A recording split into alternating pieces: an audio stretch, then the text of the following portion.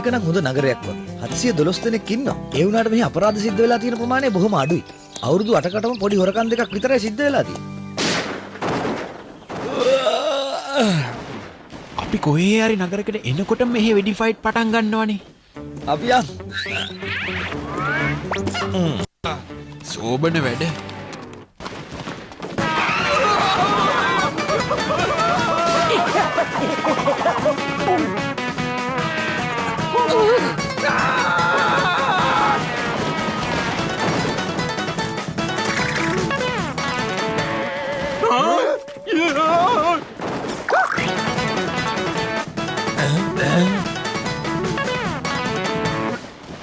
රාලාමි කොහේ හරි යන්නද?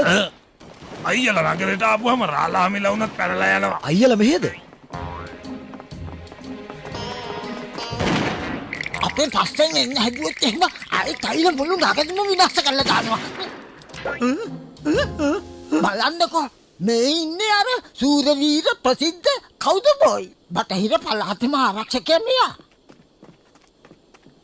ඇත්තටම මේක ලොකු ගෞරවයක්. ඉන්න අපි ඔබතුමාට හඳුන්වලා දෙන්න. මම තමයි මහත්තයා ජෝසප් ලූනි.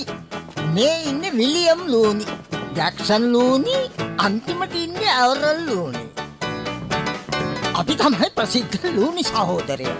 සම්මානීය නළුවෝ. මේ මොහොතේ අපි ඔබ ඉදිරියට පැමිණියේ අප විසින් රචනා කර අධ්‍යක්ෂණය කරනු ලැබූ නාට්‍යයක්ද සමගින්. ඒ තමයි අයියලාගේ නාටකම.